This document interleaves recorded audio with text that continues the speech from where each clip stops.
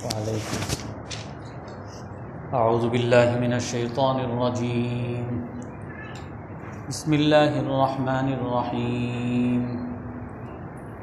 إنا أنزلنا إليك الكتاب بالحق لتحكم بين الناس بما أراك الله ولا تكن للخائنين خصيما واستغفر الله إن الله كان غفورا رحيما ولا تجادل عن الذين يختانون أنفسهم إن الله لا يحب من كان خوانا أثيما يستخفون من الناس ولا يستخفون من الله وهو معهم إذ يبيتون ما لا يرضى من القول وكان الله بما يعملون محيطا ها أنتم هؤلاء جادلتم عنهم في الحياة الدنيا فمن يجادل الله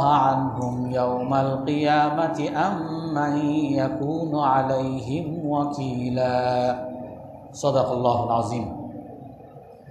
আল্লাহ তাআলা বলেন, নিশ্চয়ই আমরা আপনার কাছে সত্য উপায়ে কিতাব অবতীর্ণ করেছি, যাতে আপনি মানুষের মাঝে বিচার করতে পারেন তার মাধ্যমে যা আল্লাহ তাআলা আপনাকে দেখিয়েছে,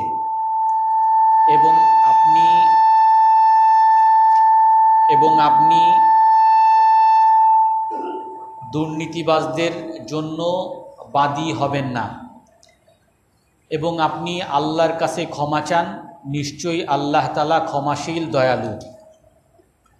আর আপনি তাদের পক্ষে ঝগড়া করবেন না যারা নিজেদের সাথে দুর্নীতি করে, নিশ্চয়ই আল্লাহ তাআলা পছন্দ করেন না, ভালোবাসেন না যারা দুর্নীতিবাজ এবং পাপী হয়। তারা মানুষের কাছ থেকে গোপন করে আর তারা আল্লাহর কাছ থেকে গোপন করে না, আর আল্লাহ তাআলা তাদের সাথেই আছে যখন তারা ষড়যন্ত্র করে এমন বিষয়ের যেই কথার ব্যাপারে আল্লাহ তাআলা পছন্দনীয় না, আল্লাহ তাআলার কাছে পছন্দনীয় না, এবং আল্লাহ তাআলা তাদের কৃতকর্ম সম্পর্কে সম্যক অবগত। আর তোমরা এই সকল মানুষদের পক্ষে ঝগড়া করো দুনিয়ার জীবনে, যেই ব্যক্তি তাদের পক্ষে আল্লাহর সাথে, কোন ব্যক্তি তাদের ব্যাপারে আল্লাহর সাথে কিয়ামতের দিন ঝগড়া করবে, আর নাকি তাদের বিরুদ্ধে কেউ অভিভাবক হবে। তো আমরা এই কয়েকটা আয়াতের মধ্যে আল্লাহ তাআলা একটা মৌলিক বিষয় আমাদের সামনে উপস্থাপন করছেন, আর সেই বিষয়টা হলো যে দুনিয়ার মানুষের শান্তি, দুনিয়ার সুখ একমাত্র ন্যায় বিচারের দ্বারা সম্ভব। দুনিয়াতে যদি মুসলমান শান্তি চায়, কাফেররা শান্তি চায়, ওই শান্তি, দুনিয়ার শান্তি একমাত্র ন্যায় বিচারের মাধ্যমেই সম্ভব। আর এই ন্যায় বিচার মুসলমানরা তখনই করতে পারবে যখন তারা কোনো ন্যায় বিচারের ক্ষেত্রে মুসলমান অমুসলমানের কোনো ভেদাভেদ করবে না। মুসলমানের ন্যায় বিচার তখনই সম্ভব হবে যখন মুসলমানের সাথে যেরকম ন্যায় বিচার করবে, অমুসলিমদের সাথেও সেরকম ন্যায় বিচার করবে। এবং এই ন্যায় বিচার বা ইনসাফ, আদল, আরবিতে বলে আদল, এই ইনসাফ এমন একটা বিষয় যে ইনসাফ যেই জাতির সাথেই থাকবে সেই জাতিকেই আল্লাহ তাআলা বিজয় দান করবেন, আর যেই জাতির মধ্যেই এই ন্যায় বিচার বা ইনসাফ থাকবে না, আল্লাহ তাআলা তাদেরকে পতন দিবেন।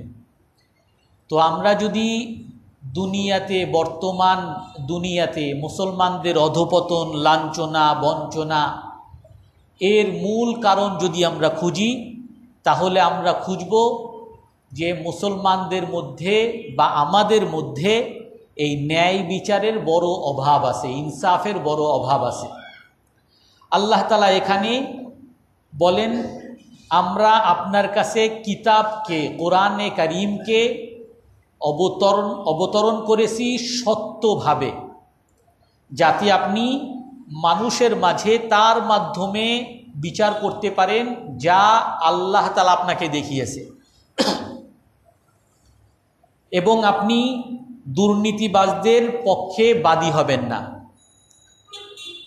তো এইখানে আল্লাহ তাআলা বলতেছেন যে আপনার কাছে আমি এই কোরআনে কারীম অবতরণ করেছি কেন? কারণ আপনি এই কোরআনে কারীমের মাধ্যমে মানুষের মাঝে ন্যায় বিচার প্রতিষ্ঠা করবেন, মানুষের মাঝে আপনি ন্যায় প্রতিষ্ঠা করবেন।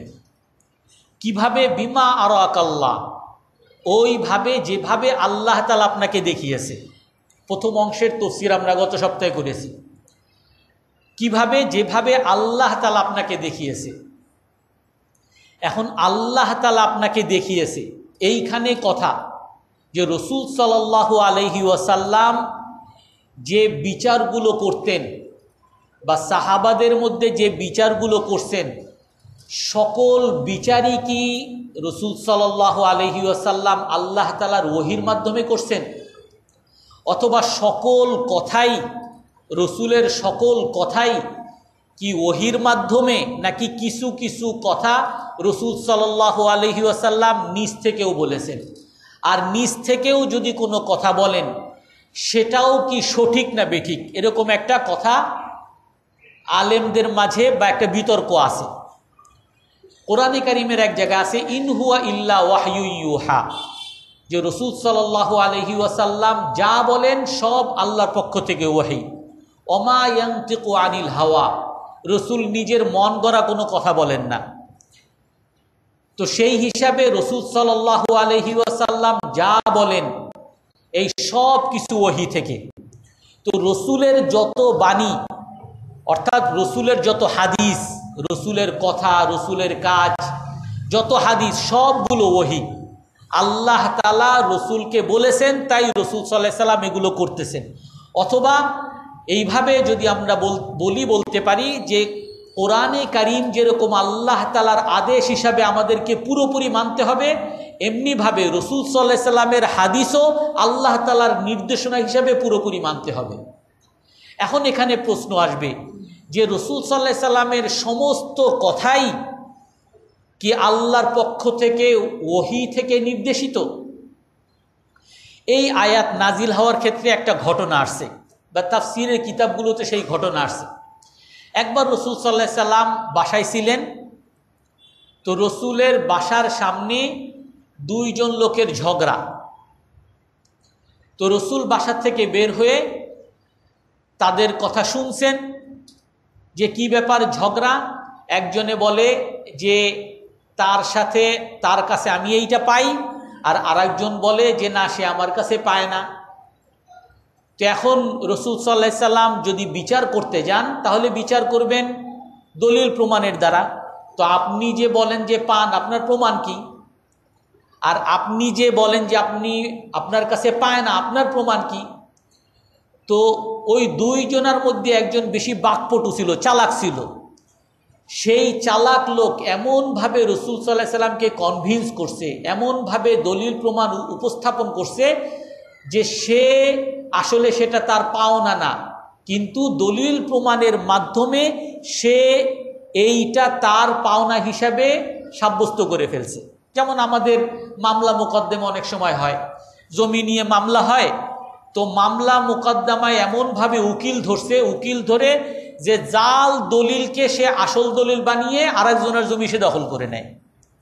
তো এরকম এক ব্যক্তি সেটা তার পাওনা না, কিন্তু তার বাকপটুতার দ্বারা, তার অ্যাডভোকেসির মাধ্যমে সে তার পাওনা যেটা না সেটাকেও দলিল প্রমাণের দ্বারা নিজে সাব্যস্ত করছে। তখন রাসূল সাল্লাল্লাহু আলাইহি ওয়াসাল্লাম ওই যার জন্য পাওনা না তার জন্য ফয়সালা করছেন, কিন্তু যে বিবাদী, যে হেরে গেছে, যার পক্ষে করেন নাই, সে রসুলকে বলতেছেন, হে আল্লাহর রসুল, আমি কিন্তু এখানে ন্যায় বিচার পাই নাই, আমি কিন্তু এখানে জুলুমের শিকার হয়েছি, কারণ এটা আসলে আমার পাওনা, আপনি তাকে দিয়ে দিছেন। তখন রসুল সাল্লাল্লাহু আলাইহি সাল্লাম বলতেছেন, ইন্নামা আনা বাশারুম মিসলুকুম, যে শোনো, আমি তোমাদের মতোই একজন মানুষ। ইন্নাকুম তাখতাসিমুনা ইলাইয়া, তোমরা আমার সাথে কোনো মামলা নিয়ে আসো, আমার কাছে কোনো মামলা নিয়ে আসো। ওয়া ইন্না বা'দাকুম আলহানা মিন বা'দ, তোমাদের কেউ হয়তো আরেকজনের চেয়ে বেশি বাকপটু, বেশি চালাক। আর চালাক হওয়ার কারণে সে দলিল প্রমাণ এমনভাবে সাব্যস্ত করে, এমনভাবে জাল দলিল তৈরি করো যে আমি তোমার এই বাহ্যিক দলিল প্রমাণের কারণে আমি হয়তোবা যার পাওনা না তার জন্য আমি মিথ্যা বা ভুল ফয়সালা করে দিই, ভুল বিচার করে দিই। কিন্তু জেনে রাখো, ফামান আতাইতু হাক্কা আখিহি লিআখিহি ফাইন্নামা হিয়া কিতআতুন আকতাউহা মিনান নার, আমি যদি অন্য কারো অধিকারকে, অন্য কারো পাওনাকে যদি অন্য কাউকে দিয়ে দেই অন্যায়ভাবে তোমাদের দলিল প্রমাণের ভিত্তিতে, তাহলে তোমরা জেনে রাখবা আমি তাকে যেন জাহান্নামের একটা টুকরা দিয়ে দিলাম। অর্থাৎ এই হাদিসের দ্বারা কি বোঝা যায় যে রসুল সাল্লাল্লাহু আলাইহি সাল্লাম কোনো বিচার করলেই এইটা যে আল্লাহর পক্ষ থেকে নির্দেশিত বা ওহির মাধ্যমে হবে তা না, কারণ রসুলের অনেক ফয়সালা আল্লাহর পক্ষ থেকে ওহির মাধ্যমে না। তবে রসুল সাল্লাল্লাহু আলাইহি ওয়াসাল্লাম যেহেতু মাসুম, নিষ্পাপ, যেহেতু রসুল সাল্লাল্লাহু আলাইহি সাল্লাম নিষ্পাপ, এই জন্য রসুল সাল্লাল্লাহু আলাইহি সাল্লাম বা যে কোনো নবীগণ যদি কখনো কোনো ভুলও করেন, ইচ্ছাকৃত ভুল তো নবীগণ করেন না, যদি কখনো কোনো ভুলও করেন সাথে সাথে আল্লাহ তাআলা ওহির মাধ্যমে সেটাকে শুধরিয়ে দেন। এই জন্য নবীগণ ভুল হওয়ার কোনো উপায় নেই, তারা তাদের নিজের চিন্তা ভাবনা গবেষণায় হয়তো ভুল হইতে পারেন, কিন্তু ওই ভুলের উপরে অটল থাকার কোনো উপায় নেই।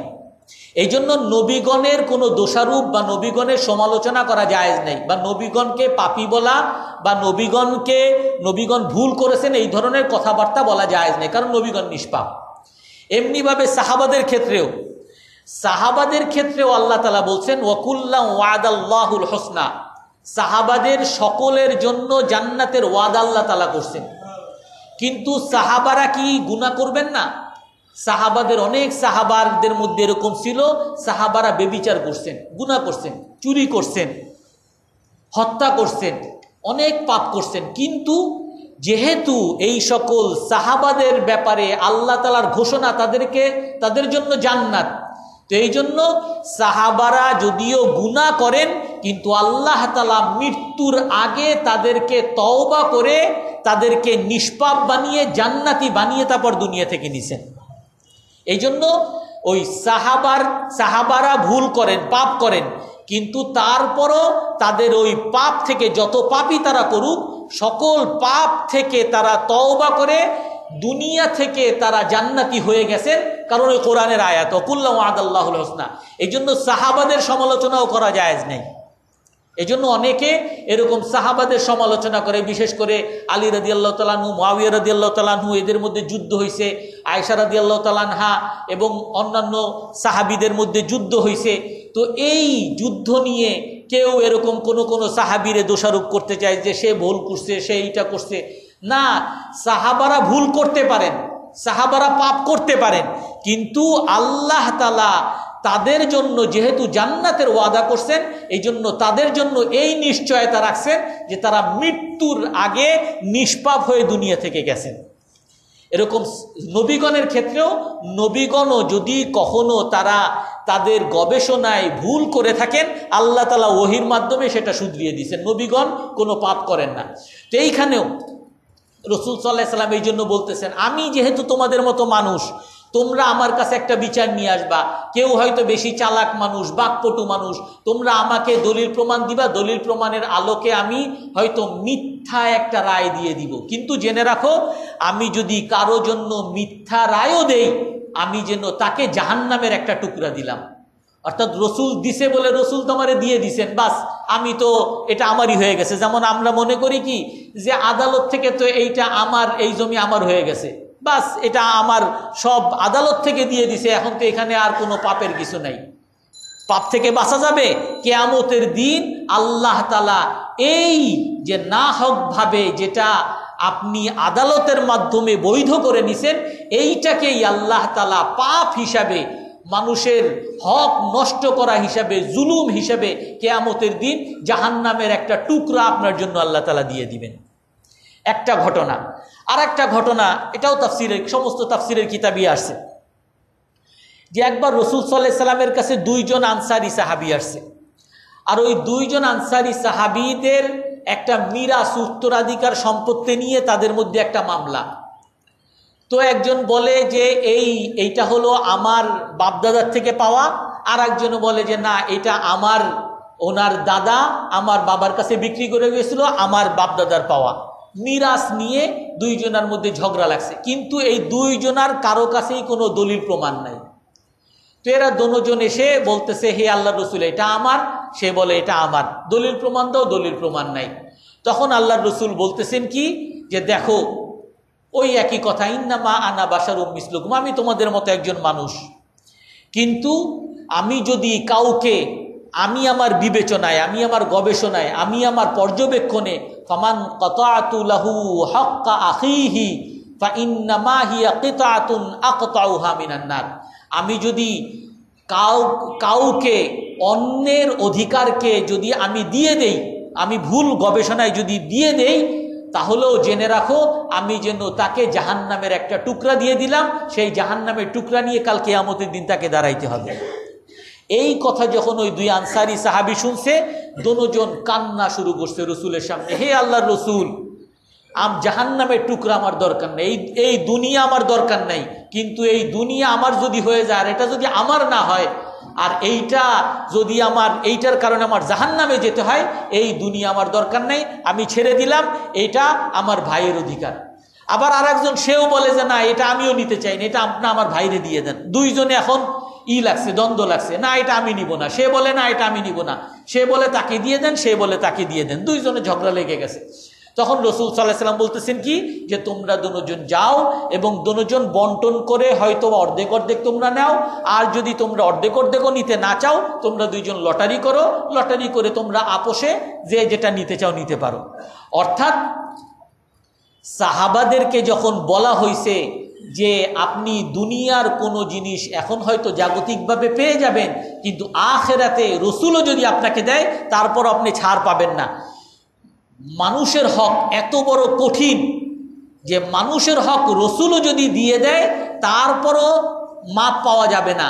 তো সেইখানে সাহাবারা এই জন্য দুনিয়ার হক সব সময় তারা ত্যাগ করে দিতে চাইতেন। আর আমরা এখন কি করি, আমরা এখন ওই মানুষের হকের মধ্যে, মানুষের অধিকারের মধ্যে আমাদের যত ধরনের ঝামেলা।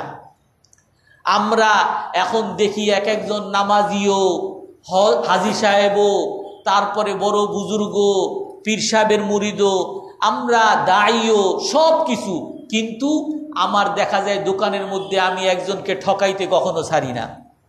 আমি এক রিক্সাওয়ালা বলে যে আমার ভাড়া 15 টাকা, আমি বলে বেটা 5 টাকার উপরে কোনো ভাড়া আছে নাকি, আমি তাকে ওই 5 টাকা দিয়ে তারে আরও 2 কথা শুনায় দিই। কিন্তু সে যদি বলে না এটা আমার 15 টাকাই পাওয়া না, আপনি কেন আমার সাথে দরদাম করে উঠেন না, এটা আপনার ভুল, আপনি আমার সাথে দরদাম করে উঠতেন।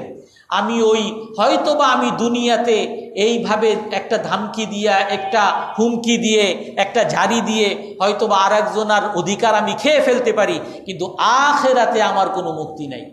এই জন্য ওই ইনসাফকে, ওই ন্যায় বিচারকে, ওই দুনিয়ার মানুষের অধিকারকে আমরা যতদিন পর্যন্ত মানুষের কাছে পৌঁছিয়ে দেওয়ার মানসিকতা, মানুষের কাছে ফিরিয়ে দেওয়ার ওই ধরনের ইবাদত আমরা যতক্ষণ পর্যন্ত চালু না করতে পারবো, মুসলমানদের লাঞ্ছনা বঞ্চনা কোনোদিনও যাবে না, আর মুসলমান কোনোদিনও জান্নাতি হইতে পারবে না। কারণ আল্লাহ তাআলাই বলছেন যে আমি সমস্ত হক আমি মাফ করে দিব, কিন্তু বান্দার হক আমি মাফ করব না। কুল্লু ইউগফারু লিশ-শাহীদি কুল্লু যাম, যে শহীদ হবে, আল্লাহর রাস্তায় যুদ্ধ করে শহীদ হয়েছে, আল্লাহর রাসূল বলেন, মুসলিম শরীফের হাদিস, আল্লাহ তাআলা শহীদের সকল গুনাহ মাফ করে দিবেন, কিন্তু ইল্লাদ দাইন, ঋণ মাফ করবে না। একজনের ঋণ রয়ে গেছে, আর আমি ঋণ পাই তো আমি ঋণ পরিশোধ করতে পারতাম, পরিশোধ করি নাই, এই ঋণ আল্লাহ তাআলা মাফ করবেন। এই ঋণের জন্য আল্লাহ তাআলা কিয়ামতের দিন ধরবেন। একজন মানুষের জান্নাতের ফয়সালা হয়ে যাবে, জান্নাতে রওনা দিছে। আল্লাহ রাসূল বলেন, তোমরা জানো সবচেয়ে গরিবকে, অভাবীকে? সাহাবায়ে কেরাম বলেন, যে যার লা দিরহাম লাহু ওয়ালা, যার টাকা পয়সা নেই, এই তো গরিব। বলেন, রাসূল বলেন যে না, সবচেয়ে গরিব হলো ওই ব্যক্তি ইয়াতি বিহাসানাতিম মিন জিবাল, যে পাহাড় পরিমাণ নেকি নিয়ে সে জান্নাতের দিকে রওনা করবে, জান্নাতের ঘোষণা হয়ে যাবে, পথিমধ্যে তার পাওনাদার আসবে, হে আল্লাহ, এ তো কদ শাতা মাহাজা, এ আমারে গালি দিছিল। আর একজনে বলবে, সে আমার দোকানে আসছিল, আমার গোশত নিতে চাইছিল, গোশত আমারে কাটতে বলছে, আমি কাটছি, তারপরে বলে নিব না, পরে আমি আর এই গোশত বিক্রি করতে পারিনি। আর একজনে বলবে, হে আল্লাহ, এ তো আমাকে অমুক দিন ফরমালিন দিছে, অমুক দিন আমাকে গালি দিছে, আমার পাওনা পাই, পাওনা দেয় নাই। তখন আল্লাহ তাআলা কি বলবেন, যে তোমাদের পাওনা তাদের কাছ থেকে নিয়ে নাও, আর তুমি তাদের পাওনা দিয়ে দাও। হেল্লা, কিভাবে দিব? আজকে তো টাকা পয়সার এখানে কোনো মামলা নাই, বলে তোমার নেক আমল দাও, নেক আমল দিতে থাকবে, দিতে থাকবে, সব দিয়ে দিবে, তারপরও পাওনাদার শেষ হবে না। পাওনাদার তখন বলবে আল্লাহ তাআলা, যে তোমাদের যত পাপ আছে সব তার মাথায় দাও। এই ব্যক্তি যে পাহাড় পরিমাণ হজ, 100টা হজ করছে, প্রতিদিন 100 রাকাত নফল নামাজ পড়ছে, প্রতিদিন 100 মানুষকে দাওয়াত দিছে, প্রতিদিন 100 তসবিহ পড়ছে, প্রতিদিন নফল নামাজ পড়ছে, এই পাহাড় পরিমাণ নেক আমল নিয়ে যে জান্নাতের দিকে রওনা করছে, আল্লাহ তাআলা তার পাহাড় পরিমাণ নেক আমল সব তার পাওনাদারকে দিয়ে, পাহাড় পরিমাণ গুনাহ তার মাথায় দিয়ে, ইউকাব্বু আলা ওয়াজহিহি ফিন্নার, অধোমুখী করে জাহান্নামে নিক্ষেপ করবে। তো এই জন্য চিন্তা, হযরত আয়েশা রাদিয়াল্লাহু তাআলা আনহা সবসময় বলতেন, যে কোনো সাহাবীর ব্যাপারে যদি শুনতেন যে সেই সাহাবী রাসূলের সাথে যুদ্ধ করছে, কিন্তু এখন অমুকের সাথে ওই টাকা পয়সা নিয়ে ঝামেলা করছে, তখন হযরত আয়েশা বলতেন, বাতালা হাজার রাজুলু আল জিহাদা মা'আর রাসূল, এই ব্যক্তি লেনদেনে ঝামেলা করে রাসূলের সাথে জিহাদকে সে বাতিল করে দিয়েছে। অর্থাৎ রাসূলের সাথে জিহাদ করেও সে এই লেনদেনে সমস্যা করার কারণে সে জান্নাতে যাইতে পারবে না, তার দুনিয়া তার আখিরাত শেষ। এই জন্য ওই লেনদেন, টাকা পয়সা, মানুষের অধিকার এত গুরুত্বপূর্ণ। আল্লাহ তাআলা তারপরে বলেন, ওয়ালা তাকুল্লিল খাইনিনা খাসিমা, আপনি দুর্নীতিবাজদের পক্ষে কখনো বাদী হবেন না। এটা তো গেল, আগের আয়াতে গেছে যে আমরা নিজেরা কখনো দুর্নীতি করব না, ন্যায় বিচারের বিপরীত কখনো কাজ করব না। পরের আয়াতে আল্লাহ তাআলা বলেন, দুর্নীতিবাজদের পক্ষে আপনি বাদী হবেন না, দুর্নীতিবাজদের পক্ষেও আপনি কথা বলবেন না। একটা হলো দুর্নীতিবাজ না, ভালো কথা, কিন্তু দুর্নীতিবাজদের পক্ষে কথা বলেন, অথবা চুপ করে থাকেন, দুর্নীতিবাজদের বিরুদ্ধে বলেন না। খারাপ কাজ থেকে নিষেধ করা এটা একটা ফরজ কাজ, ভালো কাজের আদেশ করা এটাও একটা ফরজ কাজ। আপনার যদি সামর্থ্য থাকে, আপনার ছেলেকে আপনি নামাজের জন্য বলতে পারেন, তারপরও বলেন নাই, আপনার মেয়েকে পর্দার জন্য বলতে পারেন, তারপরও বলেন নাই, এই মেয়ে আর এই ছেলে কিয়ামতের দিন অভিযোগ দিয়ে আপনি বাবাকে জাহান্নামে নিয়ে যাবে। কোরআনের মধ্যে আসছে, রব্বানা ইন্না আতানা সাদাতানা ওয়া কুবারানা ফাআদাল্লুনা সাবিলা, হে আল্লাহ, আমরা তো আমাদের বড়দের মানছি, আমার বাবারে মানতাম, আমার বাবা পড়াশোনার জন্য সব সময় অনেক চাপ দিত, কিন্তু নামাজের জন্য কখনো প্রেশার দেয় নাই, নামাজের জন্য কখনো বলে নাই, আমাকে পর্দার জন্য কখনো বলে নাই। অতএব আমাকে যদি আমার পর্দার কারণে, নামাজ না পড়ার কারণে জাহান্নামে দিতে হয়, আতিহিম দুইফাইনি মিনাল আযাব, আমার এই বাবারে ডাবল আযাব দেন, ডাবল জাহান্নামে ফেলেন তারে। কোরআনের মধ্যে আসছে। এই জন্য ওই ভালো কাজের আদেশ করা এবং অসৎ কাজের নিষেধ করা এটা একটা ফরজ কাজ। তো এই জন্য দুর্নীতিবাজ আপনি নিজে না, ঠিক আছে, কিন্তু কে কি করে আমি দেখি না, পার পাওয়া যাবে না। আপনাকে যদি পার পাইতে হয় তাহলে দুর্নীতিবাজদের বিরুদ্ধে আপনাকে প্রতিবাদ করতে হবে, দুর্নীতিবাজদের বিরুদ্ধে আপনাকে থাকতে হবে। আল্লাহ তাআলা এটা বলেন, ওয়ালা তাকুল্লিল খাইনিনা খাসিমা, দুর্নীতিবাজদের জন্য আপনি বাদী হবেন না। এটার মধ্যে আর একটা ঘটনা আসছে, সমস্ত তাফসিরের কিতাবই আসছে। তুলমা ইবনে রিফা ইবনে কিতাদা, রিফা ইবনে জাইদ, কাতাদা ইবনে নুমান। রিফা ইবনে জাইদ একজন সাহাবী, উনি ওই যুগে মদিনার মধ্যে সবাই অভাবী ছিল, আর সবার খাবারের ব্যবস্থা ছিল খেজুর আর আটা বা গম জব, এগুলোই খাইতো, মেইন খাদ্য ছিল এইটাই তাদের। তো ওই সময় অনেক অভাব ছিল, মদিনার মধ্যেও তেমন খাবার পাওয়া যাইতো না, সিরিয়া থেকে খাবারগুলো আসতো। তখন ওই রিফা ইবনে জাইদ নিজের পরিবারের অভাব দূর করার জন্য ওই সিরিয়া থেকে যে ব্যবসায়ীরা যে সামগ্রী নিয়ে আসছে সেখান থেকে কিছু আটা আর কিছু খেজুর উনি কিনে রাখছেন। তো যেই পাত্রের মধ্যে, যেই বস্তার মধ্যে আটাগুলো রাখছেন, সেই বস্তার মধ্যে উনি ওনার একটা বর্ম আর কিছু অস্ত্র, একটা বর্ম ওই খেজুরের আটার মধ্যে রাখছেন, এবং ওনার ঘরের মধ্যে যে গুদাম ছিল সেটার মধ্যে রাখছেন। তো রিফা ইবনে জাইদ রাদিয়াল্লাহু আনহু উনি এক সময় বাসায় এসে দেখেন যে ওনার যে ওই আটা এবং আটার সাথে ওনার যে বর্ম ছিল এই বর্মগুলো নাই, চুরি হয়ে গেছে। তো এখন এমনি তো অভাবী, ওনার পরিবার চলবে কিভাবে, তো বড় চিন্তিত হয়ে পড়ছে। এখন উনি তল্লাশি শুরু করছে যে আমার এই বাসা থেকে কে এখান থেকে আমার এই আটা এবং আমার বর্ম কে চুরি করছে। আমার আটা না হয় খাবার যে নিচে অভাবের কারণে যে নিচে ঠিক আছে, না হয় আমি মাফ করে দিলাম, কিন্তু বর্মটা এটা তো আমার দরকার, এটা তো আমার দামি একটা মূল্যবান একটা জিনিস, তো এটা কোথায় গেছে। তো মানুষজনের কাছে জিজ্ঞাসা করছে, তো মানুষজন বলতেছে যে আমরা আপনার এই রুমে, এই গুদামে আমরা আলো দেখছি রাত্রের মধ্যে, আর ওই সময় আমরা এখানে আবরাক বংশের, উবাইরাক বংশের লোকজনকে দেখছি। তো মানুষজনের কাছে যখন শুনছে, তখন ওই উবাইরাক বংশের বিশেষ করে 3 জন ভাই ছিল, তারা বিশির, বাশির, মুবাশির, এই 3 জনার তারা মানুষজন বলছে যে এই 3 জন মনে হয় আপনার এইখানে আপনার এই বর্ম এবং খাবার চুরি করছে।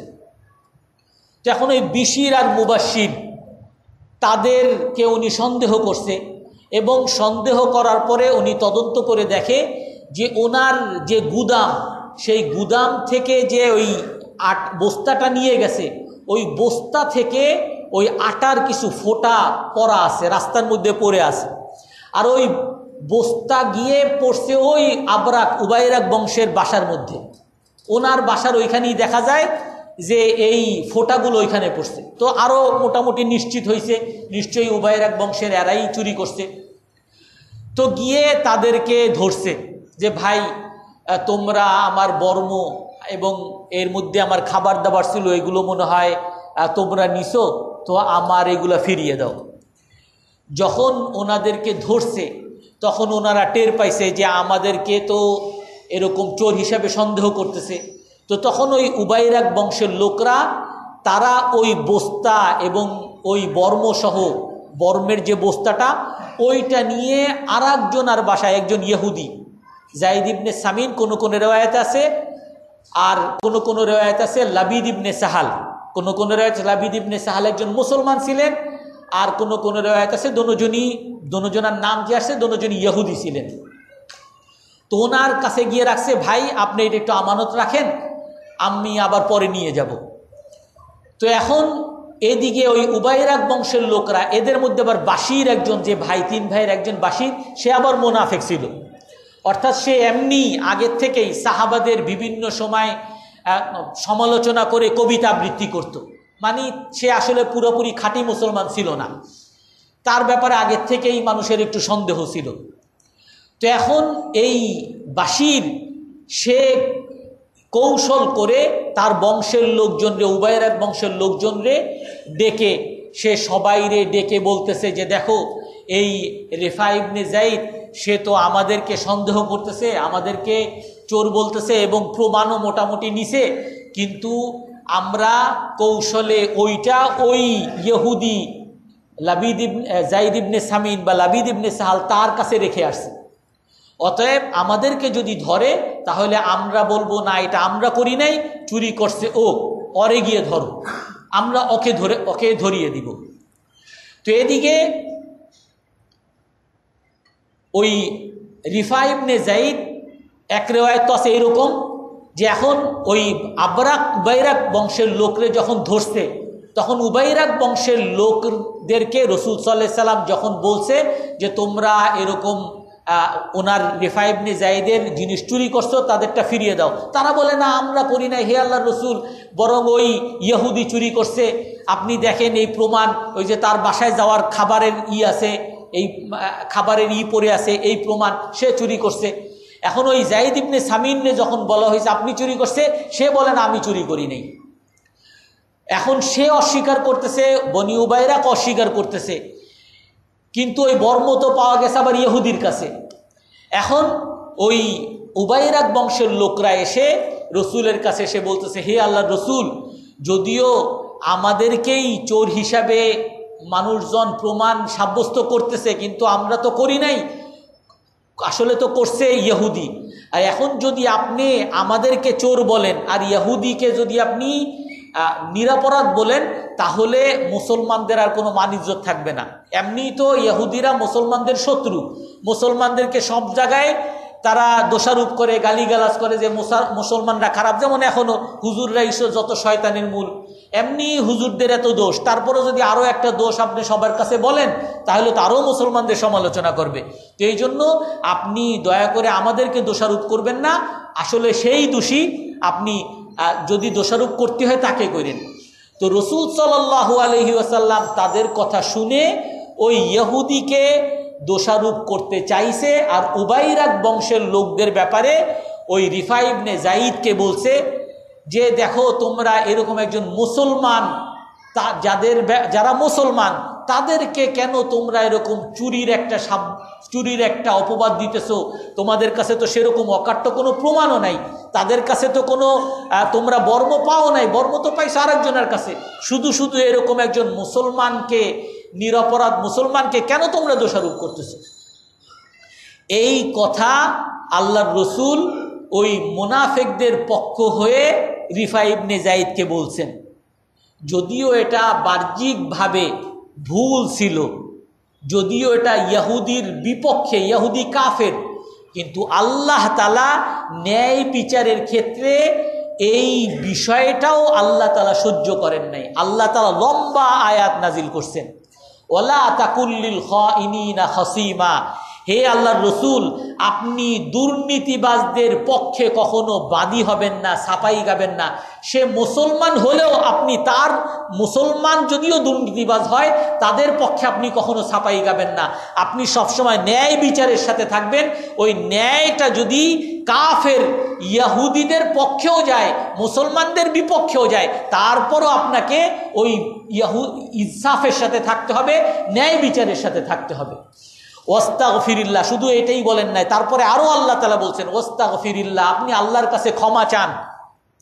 এক তো হলো আপনারও এখানে গবেষণায় বুঝতে ভুল হয়ে গেছে, সাহাবাদেরও ভুল হয়ে গেছে, মুসলমানদেরও ভুল হয়ে গেছে, তারা অযথা একজন নিরপরাধ মানুষকে, সেই ইহুদি হোক, তাকে দোষারোপ করতে চাইছে। আপনি আল্লাহর কাছে ক্ষমা চান, নিশ্চয়ই আল্লাহ তাআলা ক্ষমাশীল, দয়ালু। ওয়ালা তুজাদিল, আরও বলতেছেন ওয়ালা তুজাদিল আনিল্লাযীনা ইখতানুনা আনফুসাহুম, আপনি তাদের পক্ষে কখনো ঝগড়া করতে পারেন না যারা নিজেদের সাথে দুর্নীতি করতেছে। তারা জানে তারা অপরাধী, এই উবাইরাক বংশের লোকরা জানে অপরাধী, কিন্তু তারপরও তারা নিজেদেরকে নিরাপরাধ সাব্যস্ত করতেছে, আর একজন নিরাপরাধ ইহুদিকে তারা দোষারোপ করতেছে। আর আপনি উবাইরাক বংশের পক্ষ হয়ে রিফা ইবনে জাইদকে বলেন যে কেন নিরাপরাধ, তাদেরকে তুমি দোষারোপ করো। আপনি ওই যারা নিজেদের সাথে বিশ্বাসঘাতকতা করে তাদের পক্ষ নিয়ে আপনি কথা বলবেন না। নিশ্চয়ই আল্লাহ তাআলা এমন মানুষকে ভালোবাসেন না যারা দুর্নীতিবাজ, যারা পাপী। এইটা তো একটা রেওয়ায়েত। আর একটা রেওয়ায়েত আছে, ওই রিফা ইবনে জাইদ ওনার ভাগিনা কাতাদা ইবনে নুমান সে রসুলের কাছে আসছিল। রসুলের কাছে সে বলতেছে, হে আল্লাহর রসুল, আমার চাচা রিফা ইবনে যায়েদ তার এরকম বর্ম উবাইরাক বংশের লোকরা চুরি করছে এবং এই প্রমাণ। তখন ওই উবাইরাক বংশের লোকরা এসে তাদের পক্ষে আর একজন বড় ব্যক্তি উসাইদ ইবনে উরওয়া, সে একজন ভালো মানুষ, সে এসে তাদের পক্ষে রসুলের কাছে ছাপাই গাইতেছে, হে আল্লাহর রসুল, শুধু শুধু এরকম একজন মুসলমান পরিবার তাদের বিরুদ্ধে দলিল প্রমাণ ছাড়া এরকম তাদেরকে দোষারোপ করা হইতেছে, এটা তো ঠিক না। তো তখন রসুল সাল্লাল্লাহু আলাইহি সাল্লাম কাতাদা ইবনে নুমানকে ডেকে বলতেছেন যে দেখো, তুমি এরকম উবাইরাক বংশের লোকদের বিপক্ষে যে একটা তাদেরকে অপবাদ দিতেছো, তোমার কাছে তো কোনো প্রমাণ নাই, প্রমাণ ছাড়া কেন শুধু শুধু একজনকে দোষারোপ করতেছো। রসুল সাল্লাল্লাহু আলাইহি সাল্লাম তাকে তিরস্কার করছেন। তো কাতাদা ইবনে নুমান এসে রিফা ইবনে যায়েদ মানে তার চাচা, যার জিনিসটা হারিয়ে গেছে, তারা দুইজন অনেক মর্মাহত হয়ে গেছে আর বলতেছে, হায় আমাদের জিনিসই হারাইলো আর রসুল আবার আমাদের সাথেই রাগ করলো যে আমরা কেন আরেকজনকে নিরপরাধ মানুষের বিরুদ্ধে কেন অভিযোগ দিতেছি। তখন তারা বলতেছে, হায় আমাদের এই জিনিস কিছুই লাগতো না, তারপরে যদি রসুল আমাদের উপরে খুশি হইতো, কিন্তু রসুল তো এখন ভুল জিনিস জানছে আমাদের সম্পর্কে, যে আমরা একজন নিরপরাধ মানুষের বিরুদ্ধে আমরা কথা বলছি। হে আল্লাহ, আপনি রসুলের মনকে আমাদের ব্যাপারে পরিষ্কার করে দেন, আমরা তো আসলে এখানে অন্যায়ভাবে তাদেরকে কোনো অপবাদ দিতে চাইনি, আমাদের কাছে প্রমাণ ছিল, সেই হিসাবে আমরা বলছি। আল্লাহ তাআলা তাদের পক্ষ হয়ে কথা বলছেন। আপনি এই কাতাদা ইবনে নুমান আর রিফা ইবনে যায়েদ যাদের জিনিস হারাইছে, আপনি তাদেরকে দোষারোপ করতেছেন, কেন নিরপরাধ মানুষকে অপবাদ দিতেছে, আসলে তো তারা তো অপরাধী। তো আল্লাহ তাআলা বলেন যে আপনি দুর্নীতিবাজদের পক্ষ হয়ে বাদী হবেন না, আল্লাহর কাছে ক্ষমা চান, নিশ্চয়ই আল্লাহ তাআলা ক্ষমাশীল দয়ালু। আর আপনি ওই সকল মানুষের পক্ষে ঝগড়া করবেন না যারা নিজেদের সাথে বিশ্বাসঘাতকতা করে, দুর্নীতি করে, নিশ্চয়ই আল্লাহ তাআলা ভালোবাসেন না এমন মানুষদেরকে যারা দুর্নীতিবাজ, যারা পাপী। ইয়াস্তাখফুনা মিনান নাস, আল্লাহ তাআলা বলেন এই সকল উবাইরাক বংশের মুনাফিকরা মানুষের কাছে হয়তো গোপন করতে পারতেছে, মানুষের কাছে গোপন করে, মানুষের কাছে দেখায় যে আমরা হইলাম সঠিক, আমরা নিরপরাধ। ওয়ালা ইস্তাখফুনা মিনাল্লাহ, কিন্তু আল্লাহর কাছ থেকে তো তারা গোপন করতে পারে না। ওয়াহুয়া মাআহুম, আল্লাহ তাআলা তাদের সাথে আছে। ইয ইউবাইয়িতুনা মা লা ইয়ারদা মিনাল কওল, যখন তারা ষড়যন্ত্র করতেছিল এমন বিষয়ে যার উপরে আল্লাহ তাআলা সন্তুষ্ট না, তারা রাত্রে বসে বসে ষড়যন্ত্র করছে যে আমরা তো আসলে অপরাধী, কিন্তু আমরা আমাদের অপরাধ থেকে বাঁচার জন্য এই জিনিস নিয়ে ওই ইহুদির বাড়িতে দিয়ে আসি, আর আমরা ওই ইহুদিকে ফাঁসাইয়া দিই। ইহুদিকে ফাঁসাইয়া দিছে, হয়তো মানুষের কাছে তারা খুব ভালো সাজছে, ইহুদিকে দোষারোপ করছে, ইহুদিকে অপরাধী সাজাইছে, কিন্তু আল্লাহর কাছ থেকে তো গোপন করতে পারে না। আল্লাহ তাআলা তাদের সাথে আছে। ওয়া কানাল্লাহু বিমা ইয়ামালুনা মুহিতা, আল্লাহ তাআলা তাদের কৃত কর্মের ব্যাপারে সম্যক অবগত। হা আনতুম হাউলা জাদালতুম আনহুম ফিল হায়াতিদ দুনিয়া, আরে এবার সাহাবাদেরকে বলে, আরে তোমরা হয়তো তাদের পক্ষে দুনিয়ার জীবনে ঝগড়া করতেছো, মুসলমানরাও তাদের পক্ষে দাঁড়িয়ে গেছে, হে আল্লাহর রাসূল, আপনি যদি এই সকল মুসলমানদেরকে যদি চোর বলেন, তাদেরকে যদি অপরাধ বলেন, তাহলে মুসলমানদের একটা দোষ হয়ে যাবে। ইহুদিরা তো এমনি মুসলমানদের বিরুদ্ধে সবসময় লেগে আছে, আরও মুসলমানদের বিরুদ্ধে তখন তারা আরও বেশি দোষ চর্চা শুরু করবে, সমালোচনা শুরু করবে। আল্লাহ তাআলা বলেন, আরে মুসলমানরা, তোমরা দুনিয়ার জীবনে এই সকল দুর্নীতিবাজদের পক্ষে হয়তো ঝগড়া করতেছো, ফামাইয়ুজাদিলুল্লাহ আনহুম ইয়াউমাল কিয়ামা, কিয়ামতের দিন এই ইহুদির বিপক্ষে, এদের পক্ষে কে ঝগড়া করবে? আল্লাহর সাথে কি ঝগড়া করতে পারবা? আম্মা ইয়াকুনু আলাইহিম ওয়াকিলা, নাকি আল্লাহর সাথে ঝগড়া করার জন্য তুমি ওকিল হবা? অর্থাৎ তোমরা যারা এই সকল দুর্নীতিবাজদের পক্ষে কথা বলতেছো, তোমরা যেন আল্লাহর বিপক্ষে, আল্লাহর সাথে তোমরা মামলা লড়তেছো। আল্লাহ এই একজন নিরপরাধ মানুষের পক্ষে মামলা লড়বে, আর তোমরা কিয়ামতের দিন ওই অপরাধী মানুষের পক্ষ হয়ে আল্লাহর সাথে মামলা করবা। তো আল্লাহর সাথে যে মামলা করতে চায় বা যে লড়তে চায়, তার জাহান্নাম ছাড়া আর কোনো উপায় আছে? তো আমরা এই ঘটনা দ্বারা, এই সকল আয়াত দ্বারা আমাদের কাছে একটা জিনিস খুব স্পষ্ট, যে মুসলমানদের অন্যতম বিষয় হলো, মুসলমানদের অন্যতম গুণ হলো যে তাদের জাগতিক, তাদের ইবাদতে মালিয়া বলে, আর্থিক এবাদত স্বচ্ছ হতে হবে। আর্থিক এবাদতের মধ্যে যদি কোনো অস্বচ্ছতা থাকে, যতই এবাদত আল্লাহ তাআলার এবাদতের মধ্যে আমরা যত উঁচু মর্যাদাই থাকি না কেন, আমরা মুসলমানদের অন্তর্ভুক্ত হব না। রসুলের হাদিস গত সপ্তাহে বলেছিলাম, মান গস্যা ফালাইসা মিন্না, যে দুর্নীতি করে, আল্লাহ রসুল এটা বলে না যে মুসলমানদের সাথে দুর্নীতি করে, যে দুর্নীতি করে মুসলমান হোক কাফের হোক, ফালাইসা মিন্না, সে মুসলমানদের অন্তর্ভুক্ত না। এই জন্য আমাদের বর্তমানে সবচেয়ে যদি আমরা বড় মহারোগ, মুসলমানদের লাঞ্ছনা বঞ্চনা আর পিছিয়ে থাকার সবচেয়ে বড় কারণ যদি আমরা বের করি, আমরা খুঁজে পাবো যে আমরা আর্থিক এবাদতের ক্ষেত্রে আমাদের যথেষ্ট অবহেলা, যথেষ্ট উদাসীনতা আছে। আমরা অনেকে মনেই করি না যে এটাও একটা এবাদত।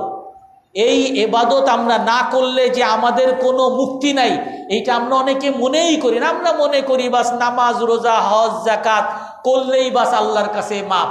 আর দুনিয়া তো হলো দুনিয়ার কাজ, দুনিয়ার মধ্যে আমি চুরি বাটপারি যা ইচ্ছা তাই করতে পারি। অনেকে আছে এরকম বলে, মসজিদে নামাজ পড়ে আসি টুপি পরা, এখন তো চুরি করা লাগবে, এই জন্য টুপিটা খুইলা পকেটে ঢুকায়। যে এখন তো সিনেমা দেখা লাগবে, টুপিটা খুইলা পকেটে ঢুকায়। এখন আপনি টুপি খুলে পকেটে ঢুকাইলেও আপনার এই গুনাহ থেকে আপনার বাঁচার কোনো উপায় আছে? এই জন্য মুসলমান সে যদি উন্নতি চায়, সাহাবাদের মতো দুনিয়াতেও উন্নতি চায়, আখেরাতেও মুক্তি চায়, দুনিয়াতেও সম্মান চায়, আখেরাতেও সম্মান চায়, তাকে অবশ্যই আর্থিক ইবাদতের মধ্যে সাহাবাদের মতো হইতে হবে। আল্লাহ তাআলা আমাদের সকলকে আমল করার তৌফিক দান করেন। কারো কোনো প্রশ্ন আছে? সুবহানাকাল্লাহুম্মা ওয়া বিহামদিকা আশহাদু আল্লা ইলাহা ইল্লা আনতা